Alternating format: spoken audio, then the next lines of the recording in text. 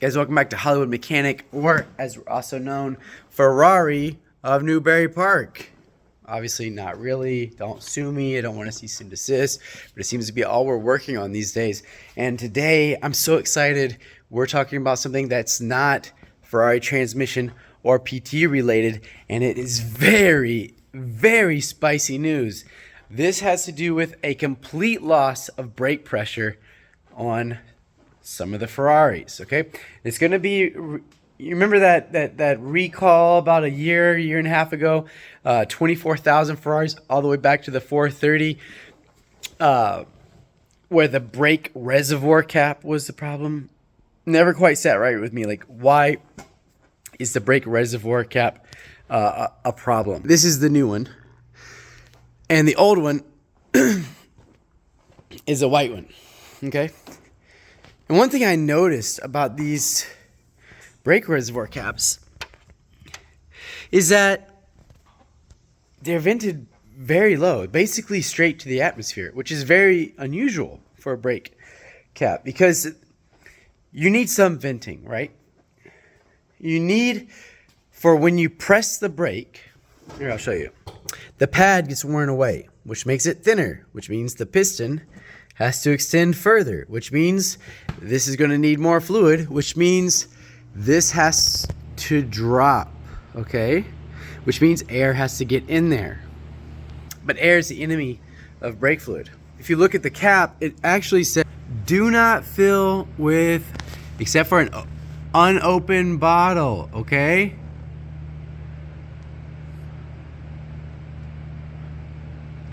From a sealed container. See this? Dot 4, from a sealed container. The reason for that is brake fluid is hygroscopic.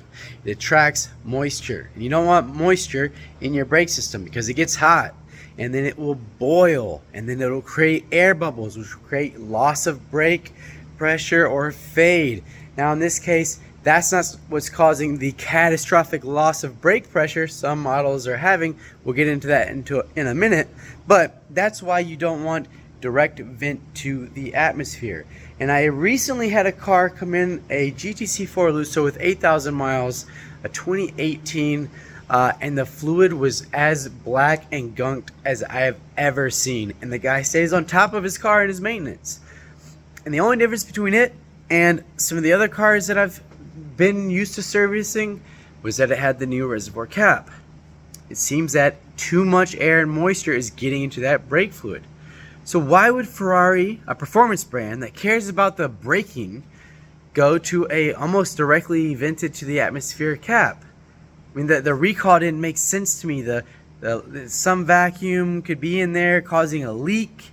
It seemed like if there was more vacuum, it would be keeping the fluid in, but I guess if there's too much vacuum, but where's the vacuum coming from when you push the brakes down? They wear down. Like, these brake pads rarely wear. The dealer is telling you they're a lifetime. So where's the vacuum coming from? And I think I know. There has been a new lawsuit, which I'm going to link to here in the description, that I was turned on to after a fellow mechanic had a client lose all brake pressure after working on his car. Now, he didn't do any work to the brakes. It actually just was a coincidence. The guy took the car home, and the next day lost all brake pressure. And he was like, hey, be very careful. It was a 488. And guess what? I have a 488 here. So what's going on? Why the sudden loss of brake pressure? Where did the fluid go? So I called my friend at the dealer back in Utah and said, hey man, have you heard of any issues with the brake fluid completely going out? Because I don't want to test drive a car and be liable for this. And he said, yeah, there's a new lawsuit, you got to check it out. That's when I searched, that's when I found the article. I'll link to it in the description, where a guy's suing because Ferrari knew there was a problem, and instead of addressing it, they did a band-aid fix of a reservoir cap across all models to kind of disguise the problem. Because that's what Ferrari does. They ignore problems as, whatever, we don't care, it doesn't get driven enough, whatever, who cares?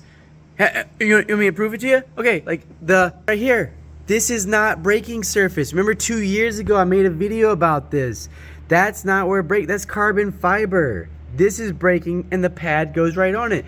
And it creates a groove on there that ends up causing the pad to twist up and wear funny. And Ferrari has addressed it on the new models. Here's a 488. And if we look over here, the pad now has a cutout. It has a nice little cutout there and avoids that carbon fiber area. They know there's a problem. If you go buy pads for an FF, it doesn't have the cutout. They're like, whatever. Screw you. You should replace the rotor more often. It's ridiculous, okay? Ferrari's known for this. But what is causing the new sudden loss of brake pressure?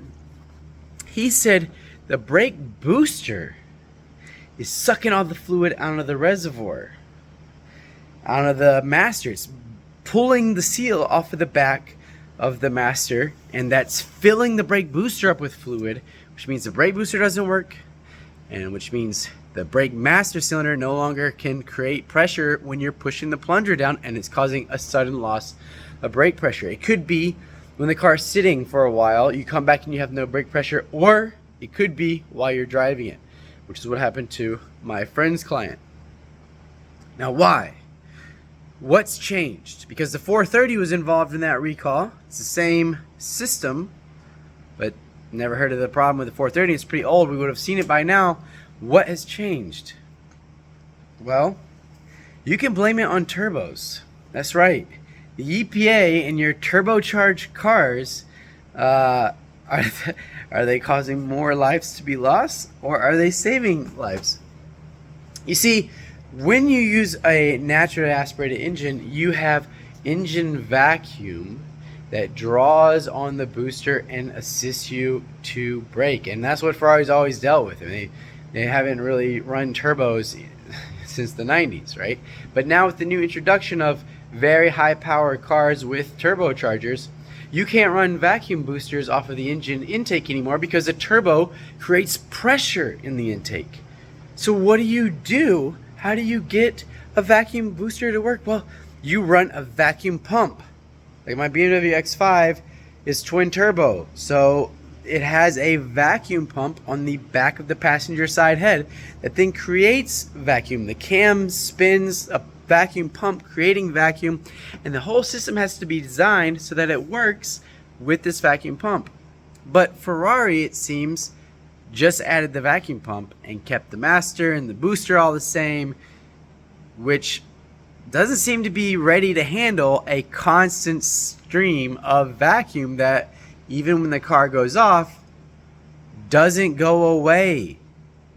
Constant vacuum on a car all the time, or at least an unregulated amount of vacuum, seems to be pulling the seals out of the back of the master cylinders, probably due to the incorrect master cylinder. Now this article I linked to is very vague. We're going to see more about it now. You should definitely comment and share to whoever you know that has a turbo Ferrari and let them know. You might want to stop driving right now, or at least leave yourself some huge gap between other cars. But this might be the big one that finally makes Ferrari kind of own up. We'll see. Let me know what you guys think.